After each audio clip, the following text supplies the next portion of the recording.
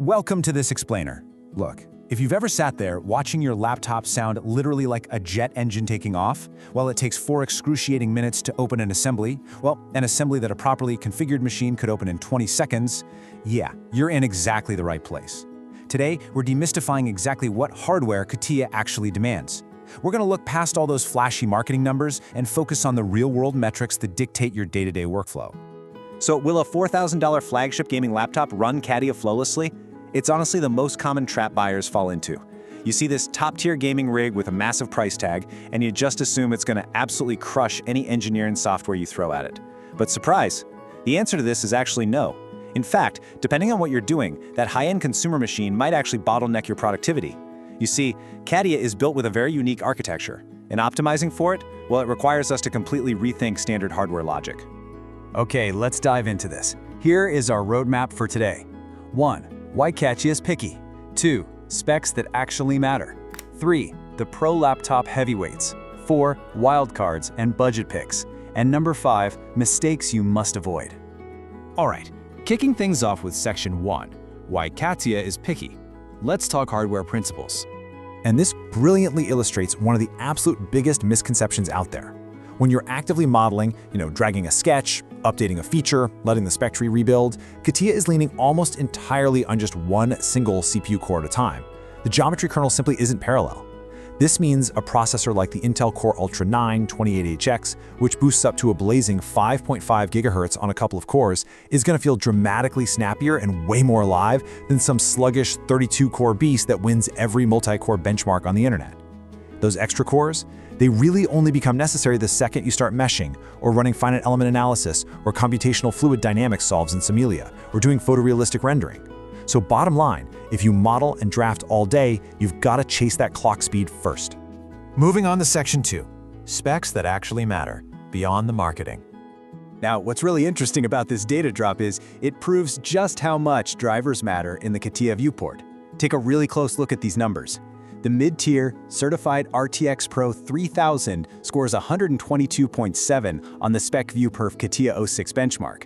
It outright beats the flagship consumer GeForce RTX 5090, which only scores 108. I mean, think about that. That is a 14% performance win for a mid-range card over a top-tier consumer card. Why? Well, it all comes down to the drivers. Professional drivers are strictly validated against the actual application to unlock OpenGL features like RealView. The RTX 5090 Silicon is incredible for sure, but its consumer drivers are optimized for pushing frame rates in video games, not manipulating 20 million vertices inside Catia. Now, 175 watts. This number represents what I like to call the invisible spec, sustained thermal power delivery. A laptop can advertise an RTX 5080 all day long, but if that chip is trapped in some super thin chassis, it might drop to a 105 watt limit and literally choke during an hour-long modeling session. That is exactly why sustained thermals matter so much. A machine that can actually sustain 175 watts is going to maintain its top performance 20 minutes into spinning a heavy assembly, instead of just quietly and frustratingly throttling down your speed or, turning the bottom of your laptop into a frying pan. So always read the sustained load reviews, not just the peak benchmark numbers. Which brings us to section 3, the Pro laptop heavyweights. Let's get into the top recommendations. Taking the absolute crown as the best overall laptop is the Dell Pro Max 16 Plus. This is the machine you get when you want maximum, uncompromised Catia performance. Remember that thermal spec we literally just talked about? Well, Dell configures its RTX Pro 5000 GPU at a full 175 watts ceiling. That's the highest out of all the major workstation vendors. Plus, it packs a Core Ultra 9 285HX, supports up to 128 GB of CAM2 RAM, which, by the way, is the new, more compact memory standard, and it features modular, repairable ports. And with its rock-solid independent software vendor, or ISV certification, it just works. Every single day. For years. Yes, it's heavy. Yes, it gets a bit loud under load, but it is not going to let you down. Let's move to our next pick and see how this builds on that heavy-duty professional tier. Enter the HP ZBook Fury 16G1i. Now, it does give up a tiny slice of peak GPU throughput compared to the Dell. It caps the RTX Pro 5000 at around 150 watts, but it absolutely makes up for it in other massive ways. For one, it features tool-free serviceability. You can pop it open yourself to add drives in seconds.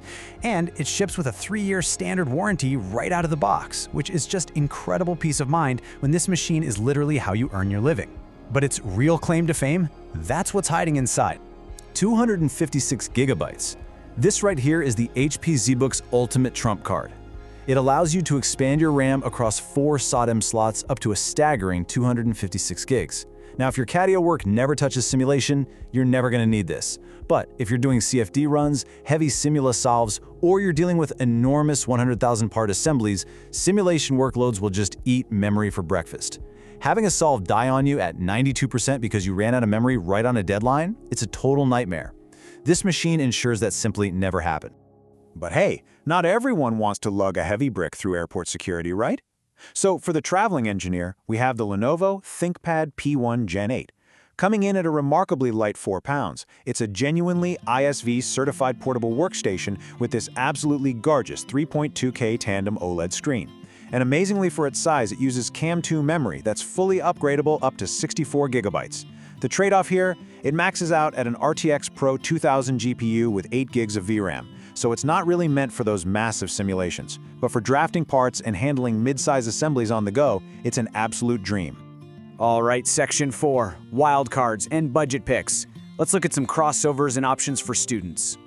Meet our rebel pick, the ASUS ProArt P16. Now, I've got to be upfront with you here. This is not an ISV certified workstation.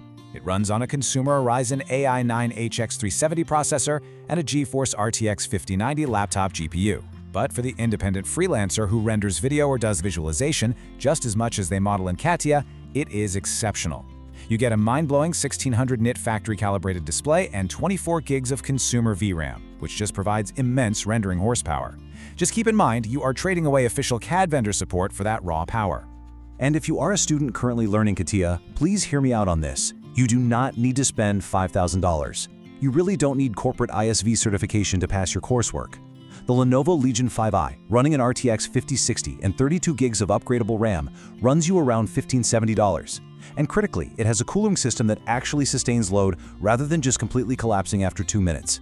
It's going to handle your university projects, SolidWorks, and MATLAB flawlessly, all while leaving a whole lot of money right there in your pocket. Finally, Section 5, mistakes you must avoid. Let's go through the ultimate buying checklist. So, the crucial point here is that just one wrong spec can totally ruin your experience. First off, never, ever buy a laptop for Catia that only has Intel Arc integrated graphics. You absolutely need a discrete GPU. Second, Catia does not run natively on macOS. Yeah, you can emulate Windows through Parallels on Apple Silicon, but it's completely unsupported and graphics performance is heavily compromised. A MacBook is simply not the right primary machine for this, period. Third, 16 gigs of RAM is just not enough anymore. 32 gigabytes is the professional floor, and 64 is really the sweet spot. Fourth, make sure your chassis can actually cool the hardware packed inside it. And finally, if this laptop is how you make your living, never skip that 3-year on-site warranty. Trust me, it's insurance, not just an upsell. As we wrap up this explainer today, I really want to leave you with this one provocative thought.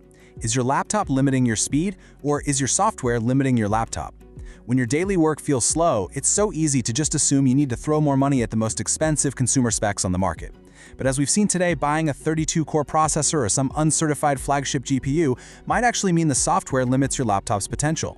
By aligning your hardware specifically to Catia's unique demands, chasing high clock speeds, prioritizing certified drivers, and demanding sustained thermal delivery, you truly unlock the speed of your workflow.